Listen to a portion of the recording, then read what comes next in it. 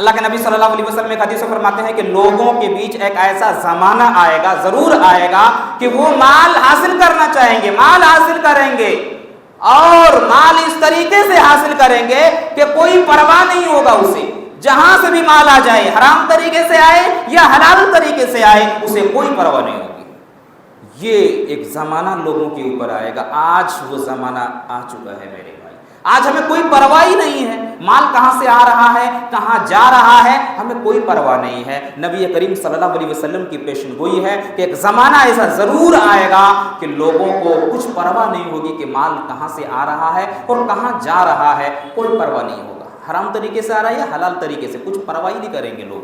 تو وہ زمانہ آ گیا ہے میرے بھائی۔ یہی نہیں، اللہ تبارک و تعالیٰ قرآن مجید کے اندر سود کے تعلق سے کہتا ہے کہ جو لوگ دنیا کے اندر سود کھاتے ہیں، کل قیامت کے دن وہ نہیں اٹھیں گے، اس حالت میں کہ شیطان نے اسے چھو دیا ہے، اور وہ ایسے بدحواس ہو جائیں گے کہ وہ جب اٹھیں گے تو ادھر گریں گے ادھر گریں گے۔ مفسرین کرام اس آیت کی تفسیر میں لکھتے ہیں کہ سود خور کو جب قیامت کے دن اٹھایا جائے گا تو ان کا پیٹ جو ہوگا بڑا کر دیا جائے گا، بہت بڑا ہو جائے گا پیٹ، اور زمین سے جب وہ اٹھنا چاہیں گے تو کبھی ادھر گریں گے کبھی ادھر گریں گے، کبھی اٹھیں گے کبھی گریں گے، پیٹ بڑا ہو جانے کی وجہ سے اتنا خطرناک گناہ۔ اس کے بعد میدان محشر سے آواز آئے گی، وہ دیکھو سود خور آ رہا ہے، وہ دیکھو سود خور آ رہا ہے۔ وہ آدمی رسوائی اور ضلالت میں پریشان ہو جائے گا میرے بھائی۔ یہی نہیں، اس کے بعد تو اللہ تبارک و تعالیٰ نے قرآن مجید میں ایک ایسے عذاب کا تذکرہ کیا کہ اس عذاب کو سننے کے بعد اللہ کی قسم انسان کے رونگٹے کھڑے ہو جاتے ہیں، اتنا خطرناک عذاب ہے۔ وہ عذاب ابھی ہم بیان کریں گے بعد میں۔ آگے ذرا دیکھیے کہ سود کیا چیز ہے، ابھی ہم بیان کریں گے کہ کتنا خطرناک ہے سود، انسان کے رونگٹے کھڑے ہو جاتے ہیں اس عذاب کو۔ اسلام کے ہماری شریعت میں بہت سارے گناہ ہیں، بہت سارے گناہوں کا عذاب دیا گیا ہے، لیکن جو عذاب سود کا دیا گیا ہے اور کسی چیز میں وہ عذاب نہیں ہے، وہ عذاب سن کے انسان کے رونگٹے کھڑے ہو جاتے ہیں، ابھی ہم بتائیں گے۔ آگے ذرا دیکھیے، ایک حدیث کے اندر ہے کہ حضرت سمرہ بن جندب رضی اللہ تعالیٰ عنہ بیان کرتے ہیں، اللہ کے نبی صلی اللہ علیہ وسلم نے ارشاد فرمایا کہ ایک دن آج کی رات میں نے خواب دیکھا، میرے پاس دو آدمی آئے اور مجھے پکڑ کے ایک مقام پہ لے کے گئے جہاں پہ خون کا دریا تھا، خون کا دریا بہ رہا تھا، اس دریا میں، خون کے دریا میں ایک آدمی تیر رہا تھا اور ایک آدمی کنارے پہ کھڑا تھا بہت سارے پتھر لے کے۔ جب جو خون کے دریا میں تیر رہا تھا، کنارے میں آنے کی کوشش کر رہا تھا، کنارے میں کھڑا شخص پتھر سے اس کے منہ میں مارتا تھا، وہ بیچ میں چلا جاتا تھا، پھر کنارے آنے کی کوشش کرتا تھا، کنارے والا شخص پھر اس کے منہ میں مارتا تھا، پھر وہ بیچ میں چلا جاتا تھا، ایسا مسلسل اس کے ساتھ یہ عذاب ہو رہا تھا۔ اللہ کے نبی صلی اللہ علیہ وسلم کہتے ہیں میں بے قرار ہو گیا، میں پریشان ہو گیا، میں نے اپنے ساتھیوں سے پوچھا یہ کون سا شخص ہے جن کو اتنی خطرناک سزا دی جا رہی ہے؟ مجھے بتایا گیا یہ آپ کی امت کے وہ لوگ ہیں جو دنیا کے اندر لوگوں کے خون کو چوسا کرتا تھا، دنیا کے اندر سودی کاروبار کیا کرتا تھا، آج اللہ تبارک و تعالیٰ اسے خون کے دریا میں تیرا رہا ہے۔ اللہ اکبر، کتنی خطرناک چیز ہے۔ تیار ہو جاؤ میرے بھائی خون کے دریا میں تیرنے کے لیے اگر آپ سودی کاروبار کرتے ہو۔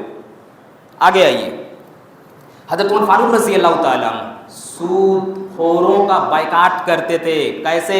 اللہ کے نبی صلی اللہ علیہ وسلم کے زمانے میں بعض عیسائیوں کے ساتھ معاہدہ ہوا اس بات پہ کہ ہم تمہیں اپنے علاقے میں رہنے دے دیں گے اس شرط پہ کہ تم سودی کاروبار نہیں کرو گے، یہ شرط رکھ دی گئی۔ اللہ کے نبی صلی اللہ علیہ وسلم کے انتقال کے بعد حضرت عمر فاروق رضی اللہ تعالیٰ عنہ کا جب دور آیا، ان عیسائیوں نے سودی کاروبار شروع کر دیا۔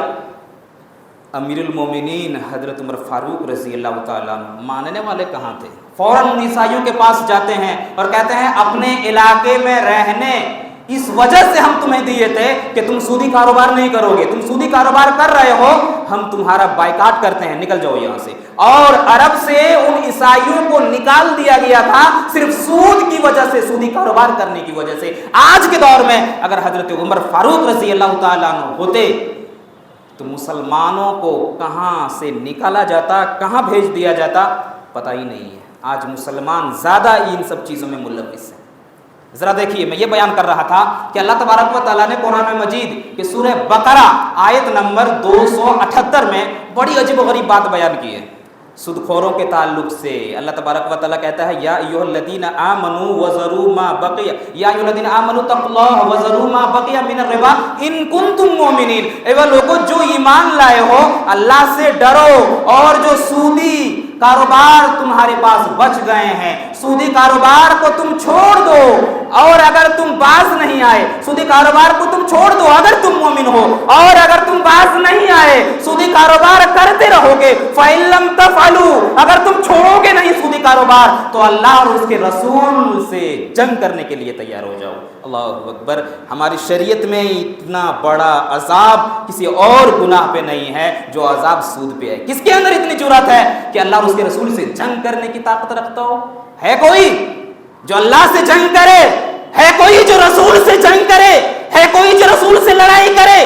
کوئی نہیں ہے۔ ان کنتم مومنین، اگر تم مومن ہو، فَإِن لَّمْ تَفْعَلُوا، باز آ جاؤ سودی کاروبار سے، باز آ جاؤ سودی لین دین سے، چھوڑ دو ان کاروبار کو، اور اگر تم نہیں چھوڑتے ہو تو تم اللہ اور اس کے رسول سے جنگ کرنے کے لیے، لڑائی کرنے کے لیے تیار ہو جاؤ۔ کون ہے لڑائی کرنے کے لیے؟ اللہ اکبر۔ کتنا خطرناک عذاب ہے سود کے بارے میں میرے بھائی۔ اللہ اور رسول سے جنگ کرنے کے لیے آمادہ کیا جا رہا ہے، للکارا جا رہا ہے۔ اگر تم سودی کاروبار نہیں چھوڑتے ہو تو آؤ لڑو، ہم سے لڑو، اللہ کے نبی صلی اللہ علیہ وسلم سے لڑو۔ اللہ کہہ رہا ہے کہ ہم سے لڑائی کرو، جنگ کرنے کے لیے تم تیار ہو جاؤ۔ للکارا جا رہا ہے سود خوروں کو میرے بھائی۔ کتنا خطرناک عذاب ہے۔